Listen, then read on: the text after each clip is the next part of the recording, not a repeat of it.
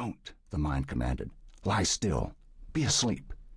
But it was far too late, for the mistake had already been made, and for the child's body there was no longer any way to escape from the fury that hovered above. "I'll teach you," the voice rasped. As the mind raced toward the safety of darkness, the first blow struck. Though the mind struggled once more to keep the child from reacting, a howl of pain and fear escaped its throat, and once more the voice spoke. "Evil child! Nasty, vile, evil child! Well, I won't have it. Do you understand? I won't stand for it." As the raging voice ranted on, the child tried to pull its body away from the blows, but there was no escape. The mind, reacting in an instant to the agony of the blows, retreated into the blackness, closing out what was happening. It closed off the ears, and the voice began to fade away until the individual words could no longer be distinguished, and the only sound that filtered through was an indistinct hum. Next came the nerves. "It doesn't hurt," the mind insisted. "It won't hurt. It can't hurt. Nothing can hurt. Nothing. Nothing. Nothing." The sting of the slashing blows began to fade, and the mind turned further away, retreating into the safety, darkness, and silence of unconsciousness, sheltered from all the terrors the world held. An eternity, or perhaps only a minute, passed. The child's mind began to creep out of the cavern into which it had retreated. This time, though, it was even warier than before, refusing to let the child twitch even the smallest muscle until it was certain the danger had passed. Beyond the closed eyelids there was no glow at all, which told the mind it had been gone all day, and that night, the long darkness that held its own unique terrors, must have fallen. From the ears came no signal at all, no creak of the door or whimpering of the dog, or voice sharp with anger, yet the mind sensed no safety in the silence. The lungs expanded, and the mind, suddenly stimulated by the scent captured by the child's nose, paused. The odor was strong and very familiar, and comforting. It was the smell of the blanket that had given the child comfort long before its conscious memory had formed.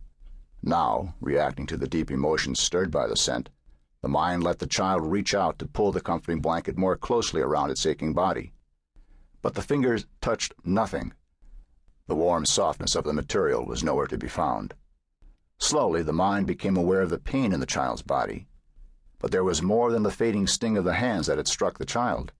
The mind had long since learned to deal with that. This time there was an ache as well, an ache that had settled so deep into the child's legs and arms that at first the limbs refused to obey the mind's commands.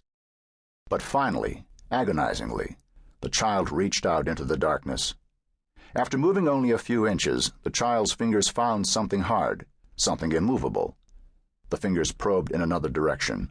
The same hardness blocked them once more. In an instant the mind knew.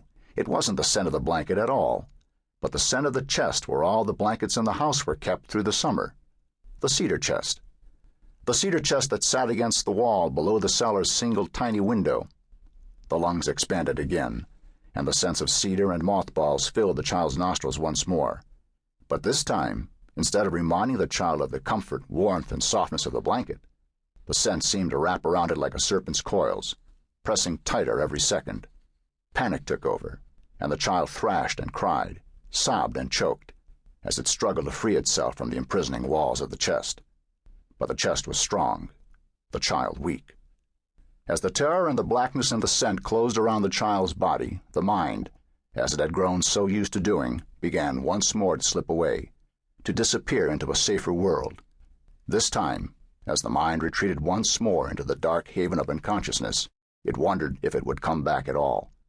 But then, even as it dropped away into the darkness, it knew. It would come back, but it would be changed, and it would strike back. Chapter 1. It was the kind of perfect fall afternoon that erased even the memory of the blanket of heat and humidity that summer's end had laid over this part of New Hampshire. The first frost had struck a week ago. The leaves of the ancient maples and oaks that lined the streets of Granite Falls were just beginning their annual transformation, their edges barely hinting at the riot of color that would develop in another couple of weeks.